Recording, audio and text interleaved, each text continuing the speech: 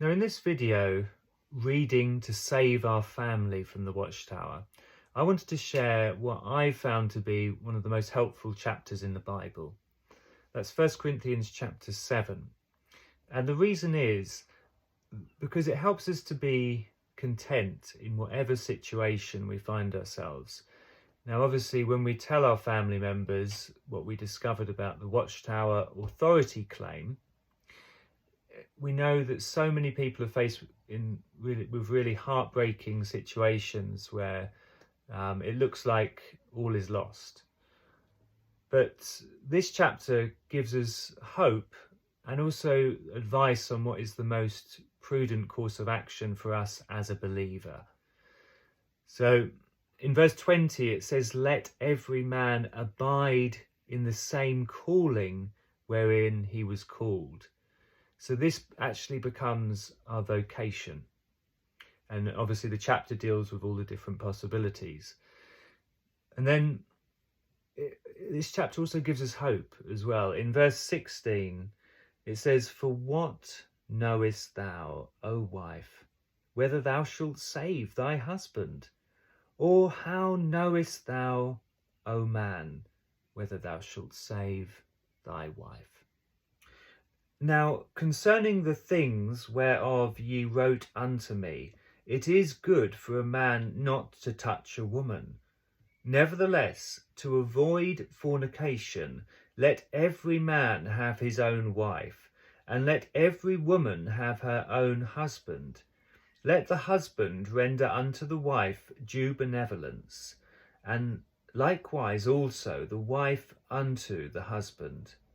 The wife hath not power of her own body, but the husband. And likewise also the husband hath not power of his own body, but the wife.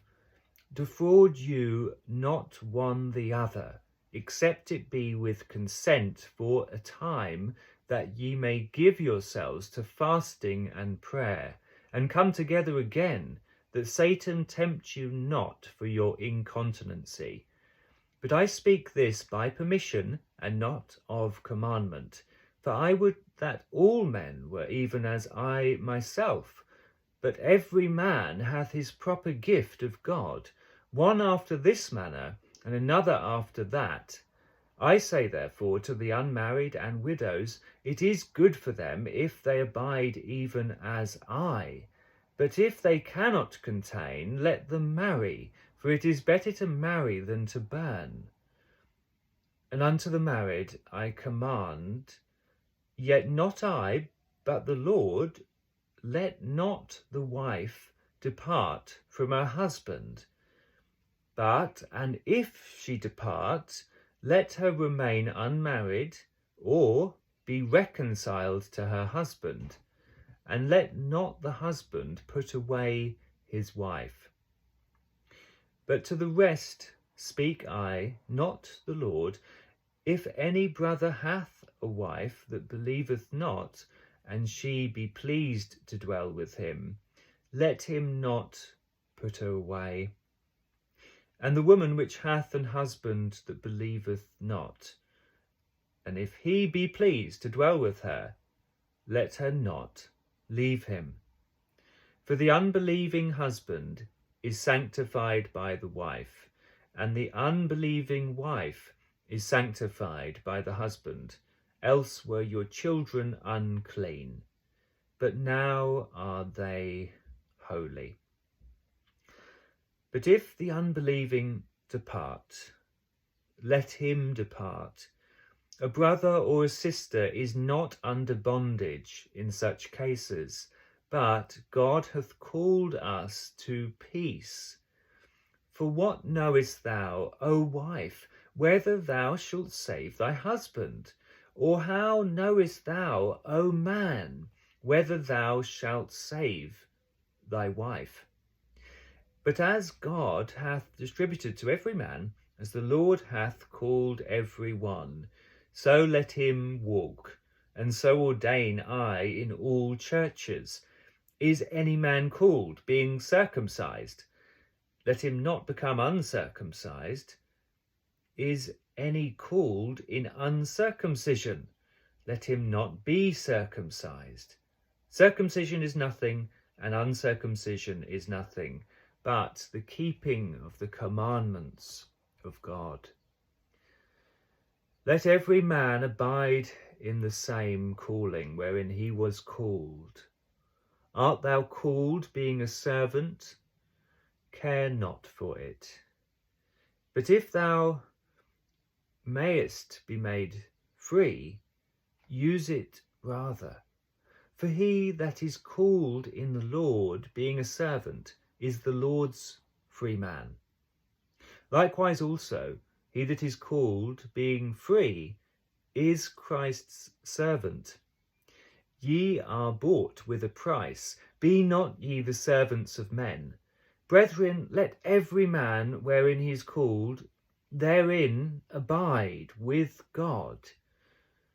Now concerning virgins, I have no commandment of the Lord, yet I give my judgment as one that hath obtained mercy of the Lord, to be faithful. I suppose, therefore, that this is good for the present distress. I say that it is good for a man so to be. Art thou bound unto a wife? Seek not to be loosed. Art thou loosed from a wife? Seek not a wife, but, and if thou marry, thou hast not sinned. And if a virgin marry, she hath not sinned. Nevertheless, such shall have trouble in the flesh, but I spare you. But this I say, brethren, the time is short.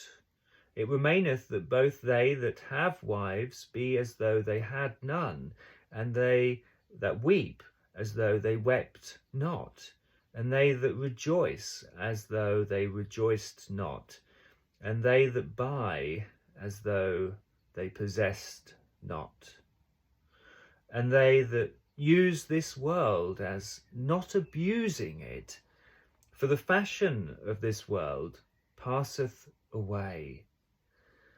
But I would have you without carefulness. He that is unmarried careth for the things that belongeth to the Lord, how he may please the Lord.